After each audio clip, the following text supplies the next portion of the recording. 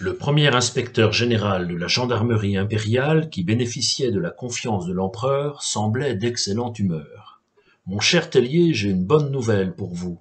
Vous allez toutefois vous engager tous les deux à ne rien révéler de notre entrevue, sauf à votre commandant de compagnie, le capitaine Comte. »« Vous avez ma parole d'officier, répliqua Tellier du tac au tac. »« Et la mienne, monsieur le maréchal, renchérit Mesnard, en levant la main droite comme s'il prêtait serment. » Moncey se dirigea alors vers une table située au beau milieu de la tente et invita d'un geste ses hôtes à le suivre.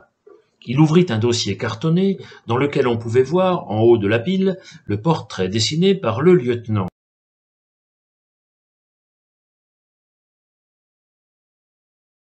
« Mes félicitations, mon petit Tellier, le portrait est très ressemblant. Cet individu, nous le connaissons. Il s'agit d'un ancien sbire de Fouché, quand celui-ci était représentant en mission à Nevers, en 1793. L'ancien factotum de notre ministre porte toujours sur lui une dague de chasse, et il s'en sert, à tel point qu'on le surnomme la guêpe. À la moindre menace, tel l'insecte qui pointe son dard, l'homme dégaine sa lame, et quand il n'estoque pas pour tuer, il porte un violent coup avec le pommeau de l'arme, et si son adversaire n'est pas estourbi, et a la mauvaise idée de se rebiffer, il se retrouve avec la pointe de la dague devant le nez. On sait que ce maraud a suivi Fouché à Lyon ensuite, mais que celui-ci ne l'a pas gardé à son service, peut-être à cause de sa brutalité. Reste à savoir si la guêpe ne travaille pas clandestinement pour notre bon ministre. L'expression « notre bon ministre » avait été prononcée sur le ton du persiflage. C'est dire la confiance qu'il accordait à ses visiteurs, et le peu de considération qu'il avait pour Fouché. « Monsieur le maréchal, pardonnez mon impatience, mais je ne saisis pas le rapport entre l'homme à la dague, Fouché, et les exactions commises contre des lieux ou des ministres du culte à Nevers. J'y viens, Tellier, j'y viens.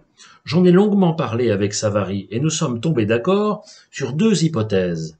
Rien n'est sûr, mais dans les deux cas, Fouché pourrait être impliqué, ce qui nous impose le plus grand secret dans cette affaire. Première hypothèse, un motif crapuleux. Pendant les 3 mois qu'il a passés dans la Nièvre en tant que représentant de la Convention, Fouché a lancé une vaste opération de déchristianisation du département. Devant le regard interrogateur de ses deux interlocuteurs, Moncey, qui aimait expliquer et raconter, développa son propos. Peut-être pour faire oublier son passé de séminariste, peut-être pour ne pas démériter aux yeux des théoriciens révolutionnaires les plus anticléricaux, Fouché, qui avait d'abord donné l'image d'un modéré, a soudain durci le ton. Il a alors associé la lutte contre l'égoïsme des riches et la lutte contre le culte catholique. Dans un même élan, il organisa la confiscation des biens des nantis et la collecte des richesses matérielles du clergé. En automne 1793, il dirigea le pillage de l'argenterie et des objets précieux dans les églises nivernaises. Cette collecte fut serrée dans des malles en vue d'être envoyée incontinent à la Convention. Et il se serait servi au passage, risqua Tellier. Il y a des chances, c'est une rumeur qui a circulé en tout cas. Tellier se tourna alors vers Mesnard, qui commenta prudemment. « Pour sûr, mon lieutenant, on a pas mal jaspiné à Nevers sur les escroquages de Fouché, mais on n'a jamais su si c'était vrai. »« Vous voyez, l'interrompit Moncey, vous devinez la suite ? Fouché aurait pu dissimuler une partie de son butin nivernais dans un édifice religieux.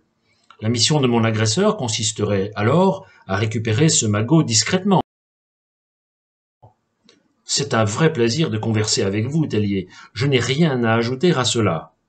Mais, monsieur le maréchal, si Fouché avait dissimulé quelque chose, il se souviendrait de l'endroit.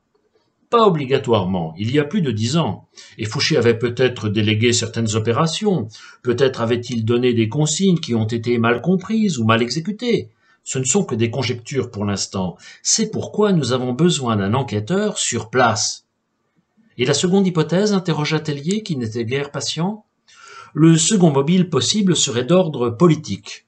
Fouché a toujours entretenu avec ses anciens amis jacobins des rapports complexes, ambigus. Tantôt il les a tenus à distance, tantôt il les a protégés sans en avoir l'air. Certains anciens jacobins ont probablement fondé des ligues, secrètes mais actives. L'empereur s'est toujours méfié d'eux et tient leur surveillance pour une nécessité absolue. Il leur est donc impossible d'agir au grand jour. Qui sait si Fouché n'entretient pas des réseaux jacobins pour les manœuvrer le moment venu? Dans quel but? Le pouvoir, mon petit lieutenant, le pouvoir.